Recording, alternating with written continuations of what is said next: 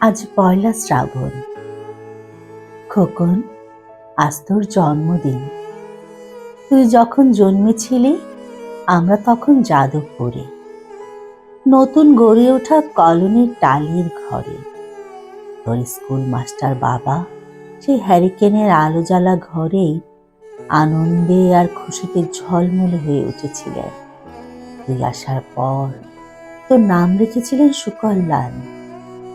মানুষটার মনটা ছিল শিশুর মতন, অভাবে অনটনে বেঁচে থাকার নানা দুর্বিপাকেও ভেঙে পড়তেন না কখনো।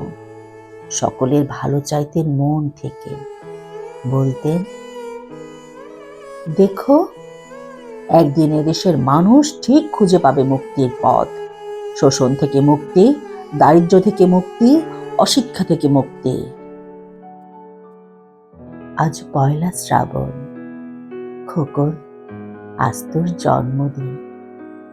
ছোটবেলায় তোর মনে আছে আমাদের ভাঙা মেঝেতে বাক্স থেকে বার করা মেঝো মাসির হাতের তৈরি আসনটা পেতে দিতাম, সামনে রাখতাম ঠাকুরের আসনের প্রদীপখানা, তুই বসতিস বাবু হয়ে চুপটি করে।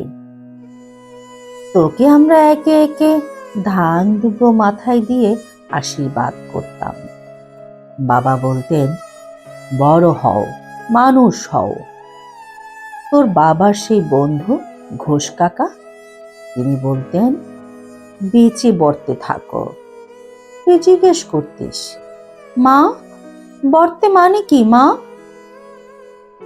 আমি শুধু তোর মাথায় ধান দুব্বই দিতাম, বলতাম না কিছুই। শুধু মনে মনে বলতাম, ঠাকুর, আমার খোকনকে মস্ত বড় মানুষ করে তোলো। আমার খোকন যেন সত্যি মানুষ হয়, ওর যেন কখনো কোনো বিপদ না হয় ঠাকুর।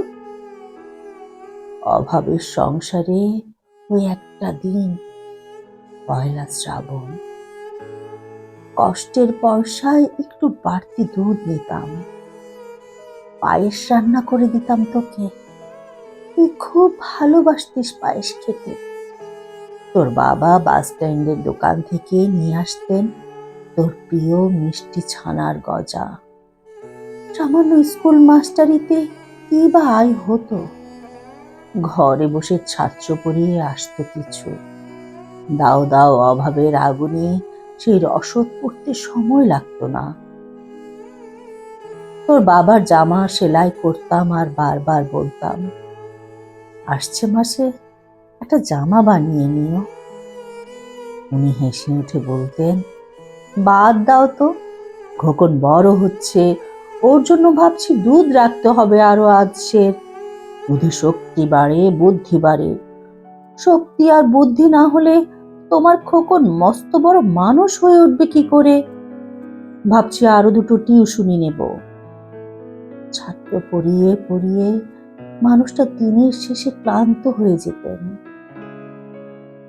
বারান্দার ধার ঘেঁষে যখন রাতের অন্ধকারে জোনাকির ব্যস্ততা, আর ঘরে তোর পড়া মুখস্থ করার একটানা সুর আমাদের কলোনির ভাঙাচুরা বাড়িটাকে জীবন্ত করে রাখতো, তখন বলতেন আমায়, খাওয়া দাওয়া একটু করো, তোমার চেহারাটা বড় ভেঙে পড়ছে দিন দিন।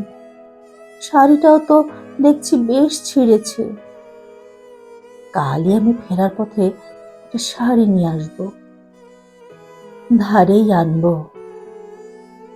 আমি বলতাম, ধুর, সামনে খোকনের উঁচু ক্লাস, কত বইপত্র কিনতে হবে, কত খরচ। উনি দীর্ঘশ্বাস ফেলে চুপ করে যেতেন। জোনাকিরা নিঃশব্দ অদৃশ্য আলোর আলপনা আঁকত উঠোনের আগাছার ঝোপে। আবহ সঙ্গীতের মতো তুই ভেতরে বসে বসে পড়া মুখস্থ করতিস, ইতিহাস, ভূগোল, গ্রামার। ঈশ্বর আমাদের নিরাশ করেননি। তুই কত বড় হলি, সব পরীক্ষায় কত ভালো ফল হলো তোর। বাবা বললেন, আরো পড়ো, উচ্চ শিক্ষায় উচ্চ সম্মানের একমাত্র পথ। তুই আরো পড়লি, তারপর তোর চাকরি হলো, কত বড় অফিসে, মনে আছে খোকা? প্রথম মাসের মাইনে পেয়ে তুই কত কিছু কিনে এনেছিলি। তখন তো আমরা উঠে এসেছি শ্যামবাজারে, 2 কামরা বেশ সাজানো গোছানো বড় ফ্ল্যাট। তোর অফিস থেকেই তো দিয়েছিল। সেই বাড়ি, সেই ঘর, সেই ব্যালকনি, কত স্মৃতি, কত ছবি। এই বাড়িতেই তো আশ্বিনের ঝোড়ো বিকেলে, তোর মনে আছে খোকন? তোর বাবা যেদিনটাতে চলে গেলেন, মনে আছে? তুই বাবার বুকের উপর পড়ে যখন কাঁদছিলি হাপুস নয়নে, সদ্য স্বামীহারা আমি সেদিন তোর সেই অসহায় মুখ দেখে আরো বেশি করে ভেঙে পড়েছিলাম।